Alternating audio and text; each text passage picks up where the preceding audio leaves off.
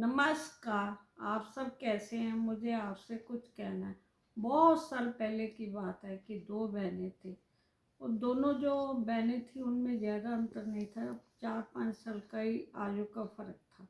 जो बड़ी बहन थी ना, वो बचपन से बड़ी घमंडी थी।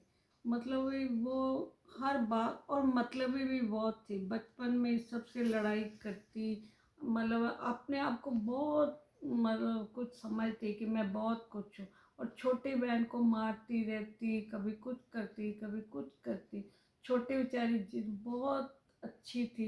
वो बहुत सबसे छोटी छोटी बातें, प्यार भरी बातें करती और सबको मोहित लेती। लेकिन जो बड़ी थी ना, वो अपने आप को सोचती कि मैं बहुत होशियार हूँ, मैं बहुत लायक हूँ। और जो उसकी मम्मी थी ना, वो भी बड़ी का बहुत साथ देते थे।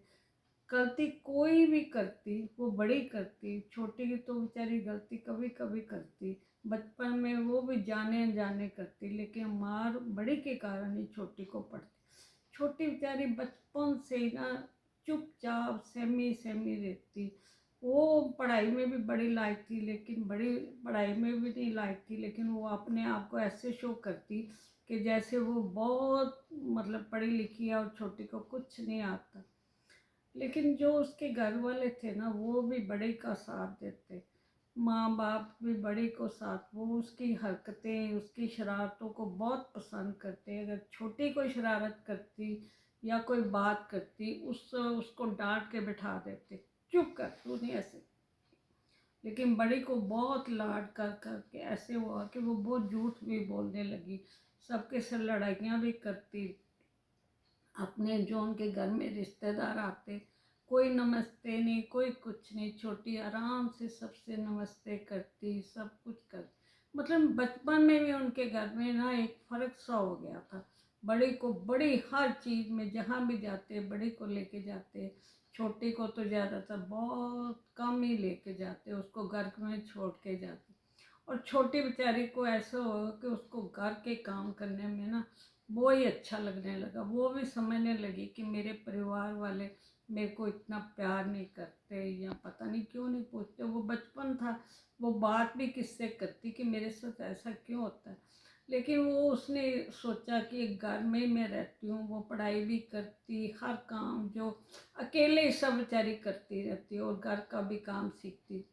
घर के काम में वो इतनी निपुण होगी कि उसके बचपन में ही खाने बनाने सब कुछ करना आ गया, क्योंकि वो कहीं बाहर स्कूल के अलावा कहीं आती जाती नहीं। लेकिन बड़ी जैसे जैसे बड़ी होती गई, वो करेक्टरलेस भी होती गई। उसका कारण ये हुआ कि उसको बहुत छूट मिली हुई थी। छोटी जो थी वो अपने स्कूल से घर आती, वो घर से स्कूल जाती, इससे अलावा कहीं नहीं जाती। और कभी कभी उसके माँ बाप उसको कहीं ले जाते, किसी रिश्तेदार के घर या कहीं, तभी वहीं जाती। वो कभी नहीं जाती। उसकी सहेलियाँ भी बहुत कम थी।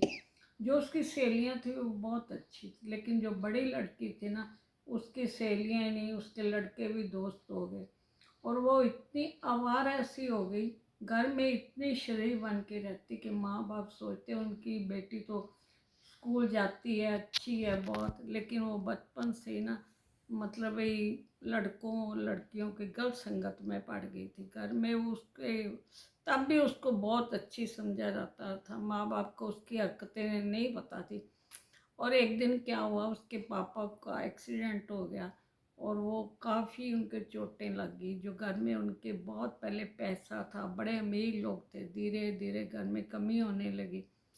और छोटी जो थी वो तो हर काम में निपुण थी, उसको उसकी ज़रूरतें कम थी, इसलिए घर का ठीक चल रहा था। बड़ी की ज़रूरतें बहुत ज़्यादा थी। वो घर में बहुत अपनी मम्मी को तंग करती, तूफान मचाती। लेकिन उधर उसके पापा का काम ना होने के कारण घर में काफ़ी तंगी आ गई। वो अपने घर की तंगी को कुछ समझती नहीं थी। तब भी उसको इतनी ज़्यादा ज़रूरतें हो गई, क्योंकि वो करेक्टरलेस हो गई थी। बहुत मतलब गलत हरकतें करती, गलत गलत चीज़ें, उसको रोज़ नए कपड़े चाहिए, नई पिक्चरें देखनी, नया सब कुछ करना। और छोटी बेचारी तो मतलब बड़ी चुपचाप रहती, बहुत, उनके पास बहुत ज़्यादा ज़्यादा थी, बहुत ज़्यादा। और बड़ी जब पढ़ गई, कॉलेज से बाहर निकली, तो उसकी शादी हो गई। शादी उसकी बहुत अच्छे घर में हुई, लड़का बहुत अच्छा था, सर्विस अच्छी थी, परिवार वाले बहुत अच्छे थे। जैसे ही उसकी शादी हुई वह अपने ससुराल वालों में उसने इतना तूफान मचाया कि सब लोग उससे इतने तंग आने लगे, इतने तंग आने लगे, कोई कहने की। वो अपनी सास, ननद, देवर, जेठ, मतलब ये हस्बैंड को भी इतना तंग करती, लेकिन सब परेशान थे। वो क्या कर सकते थे, वो बहुत शरीफ लोग थे। वो चाहते थे कि कैसे भी करके ये रिश्ता निपटा रहे, लेकिन इतनी जल्दी उनके घर में ना उस लड़की के कारण लड़ाइयाँ होने लगी सब। लेकिन वो इंसान जो उससे ससुराल वाले थे, बड़े शरीफ थे, वो उसकी तब भी बाहर ना कोई बदनामी नहीं करते थे, कुछ नहीं करते थे। धीरे धीरे एक दिन छोटी भी बड़ी हो गई, उसकी भी शादी थी। वो बड़ी अपनी छोटी बहन को बहुत तंग करती थी, बहुत तंग करती थी। वो अपने किसी को प्यार नहीं करती थी, लेकिन बहुत मतलबी, लालची, धोखेबाज ऐसी। उसको जहाँ से समय लगती थी ना, यहाँ से वो कोई चीज़ ले सकती है ना, वो उसके साथ इतनी चिमचागिरी करके ना उस चीज़ को प्राप्त करती। जब छोटी की शादी थी तो लावें जब हो रही थी, उसकी लावा होनी थी, तो बड़ी पता क्या कहती, भगवान करे तुम मर जाए, कम से कम जो तुम्हारी हिस्से की जायदाद है वो तो मुझे मिल जाए।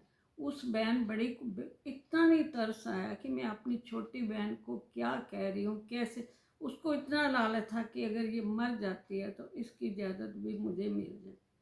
और पता नहीं छोटी बेचारी की किस्मत ही नहीं अच्छी थी। जब उसकी शादी हुई तो 1 साल के बाद उसका बेटा हुआ। बेटा सिर्फ एक दिन ही जीवित रहा और दूसरे दिन बेटा मर गया। वो शायद बड़ी बहन की बद्दुआएं, कभी भी घर में एक ही खून के, एक ही माँ बाप के बच्चे, धीरे धीरे पता नहीं क्या हो जाता है, आपस में इतने रिश्ते खराब हो जाते हैं। आजकल तो दूसरे लोग बहन भाई बन जाते हैं, अपने घर में एक छत के नीचे रहते रहते वो आपस में इतने दुश्मन हो जाते हैं कि कोई कहने की बात। ये कसूर थोड़ा माँ बाप का भी होता है। अगर वो इतना साथ ना देते, इतना मतभेद ना करते, तो शायद इतना कुछ नहीं होता। और छोटी के ससुराल वाले उसको इतना तंग करने लगे, इतना तंग करने लगे कि तेरे कारण बेटा मर गया, ये वो बेचारी 5-6 साल बड़ी मुश्किल से उसने अपनी ज़िंदगी के काटे। और एक दिन उसने अपने आप को ना ख़त्म ही कर लिया, आत्महत्या ही कर ली। और बड़े को सारी उसकी जायदाद सब चीज़ें तो मिल गई। उस टाइम वो इतनी खुश थी उसके मरने पे, कहने की मैंने तो आज तक ऐसी बहन कभी देखी नहीं कि जो अपनी छोटी बहन के मरने पर लोगों को तो दिखा रही थी उसको बहुत दुख है, लेकिन सब लोग कह रहे थे कि इसको ना मतलब ये बहुत खुश है। लालच सब दुनिया वालों को भी समझ आता, कोई कुछ बोलता तो नहीं, लेकिन उसकी इतनी बदनामी हो रही थी, इतनी बदनामी हो रही थी। आ मैं तो मेरे को तो समझ ही नहीं लगती कि ऐसी बहनें भी होती हैं जो छोटी बहन को इतना तंग करे। और वो बाद में अपने माँ, जब उसको सब कुछ मिलने लगा, वो बीमार बाप को, अपनी माँ को, सबको छोड़ छाड़ के उसने अपने धोखे से, वैसे ही उसके नाम पे होनी थी, उसने सारी जायदाद अपने नाम पे कर ली और सब लूट पूट लिया, सब कुछ कर लिया। उसने उस टाइम तो सोचा कि कौन देखता है, कौन क्या करता है। धीरे धीरे उसके पापा की भी डेथ होगी, मम्मी की भी होगी। वो बहुत खुश के सब कुछ मुझे मिल गया। लेकिन जो कर्मों का हिसाब होता है ना, वो तो भगवान कभी ना कभी देर सवेर देते ही। और बहुत सालों के बाद उसका जो परिवार था ना, इतना तबाह हो गया, इतना तबाह हो गया कि दुनिया में ना दूर दूर तक उनका बेटा भी नालायक निकला, उनकी बेटी भी नालायक, उनका सब कुछ तबाह हो गया। जहाँ जहाँ से उसने लूटा था, जहाँ जहाँ से उसने झूठ से चीज़ें प्राप्त की, जिंदगी में ऐसा दिन आया कि वो अकेली रह गई और उसका सब कुछ तबाह हो गया। इसलिए आप चाहे बहन भाई हो या किसी को लूटते हो, लोग तो दुनिया को लूटते हैं, वो तो अपनी बहन को ही, अपने माँ बाप को ही लूट के लेगी। लेकिन भगवान जब हिसाब करता है ना, तो बहुत दुख मिलता है। इसलिए कभी भी अपने बहन भाइयों को, जो आपके खून के रिश्ते हैं, उनको मत तंग करो। बाकी खून के रिश्तों को भी, दूसरों को भी मत लूटो। पता नहीं कर्मों का हिसाब हम सबको कब मिलेगा, इसलिए ना हमें अच्छे कर्म ही करने चाहिए।